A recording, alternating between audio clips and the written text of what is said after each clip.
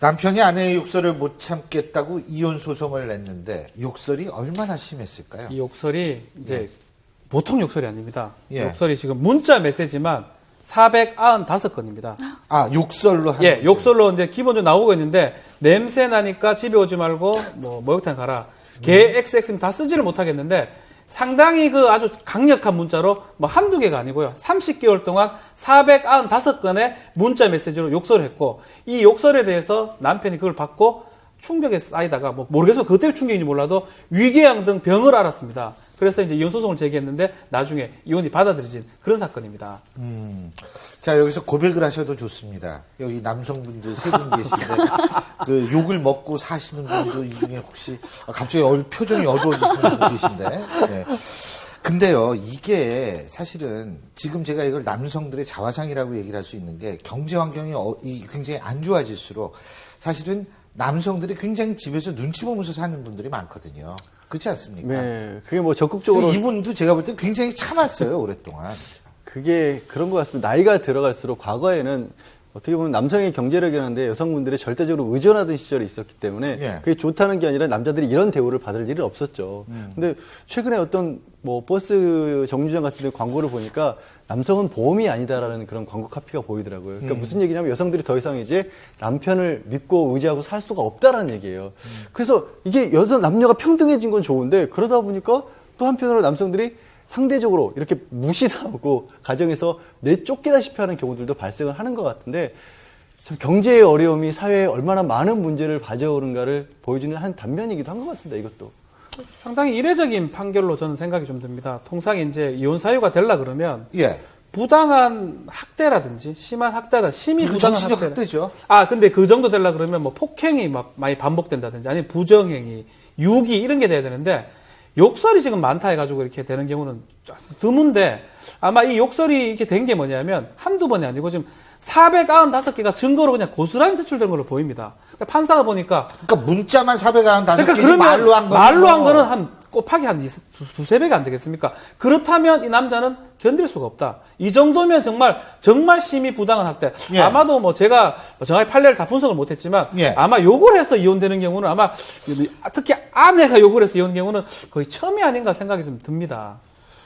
어떻게 이렇게 문자로 많이 남겼을까 생각이 들어요. 말로는 그러니까 더 문자로 심했을 그 정도 남겼으면 그렇죠. 말은 말로는 더 조심했을 것 같은데. 아니에요, 근데 여기서 약간 조심해서 봐야 되는 부분은 있는 것 같습니다. 언론에서는 이제 좀 특이한 사건이면 굉장히 부각을 시켜서 이렇게 보도를 많이 하게 되는데 실제로는 뭐 남편에 의한 가정폭력이 훨씬 많은 거죠. 그건 당연하죠. 네, 그렇기 때문에 언론에서 왜 이런 말이 있습니다. 케이스 3개만 나오면 이게 트렌드다라고 기사 쓴다 이런 말이 있거든요. 그래서 너무 여기에 대해서 침소봉대해서는 안 된다라는 생각은 좀 들어요. 근데요, 지금 박 변호사님이 이 특수한 케이스다. 그건 뭐 저도 인정을 하는데, 예를 들면 입장 바꿔서요.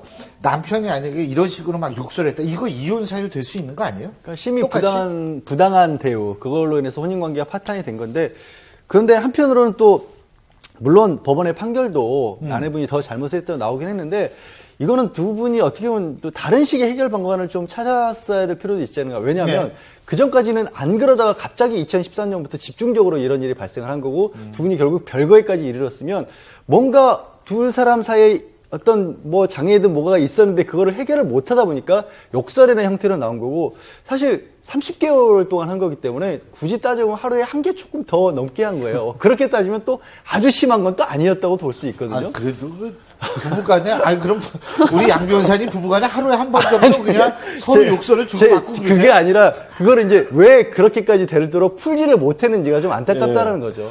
조선시대를 소위 말해 가부장적 사회라고 하지 않습니까? 그러나 상강 오론에 보면 부부유빌이라는 말이 있는데 그만큼 서로가 상대를 존중하는 거거든요. 그런데 제가 아시는 선배님 한 분은 보면 상당히 부인하고 통화를 할 때 항상 높임말을 씁니다, 서로 다.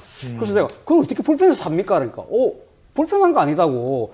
이게 하나의 버릇과 습관이 되면, 오히려 그게 당연한 것처럼, 오히려 그 부부 간의 정을 더 돈독하게 해주는 그런 역할도 한다는 이야기를 제가 들은 적이 있거든요. 근데 뭐 그까지는 아니더라도, 이렇게 이 욕을 입에 달고 사는 부부라면, 거기서 자란 어린이 애들은 자식들은 어떻게 될까요? 예, 부부 사이가 안 좋은 어떤 부부가 대화를 전혀 하지 않고 포스트잇을 이렇게 냉장고에 붙여서 대화한다는 얘기는 들었어요. 문자로 옆방에 있어도 문자로 이렇게 소통을 한다는 얘기 듣는데 이렇게 심한 욕설을 증거로 이렇게 남기면서 하신 분은 정말 왜 그랬을까? 사실 한 줄로 요약되는 그 사건 뒤에는 굉장히 많은 일이 있을 수도 있다 그 생각이 들어요. 존댓말 하면 싸움이 주나요?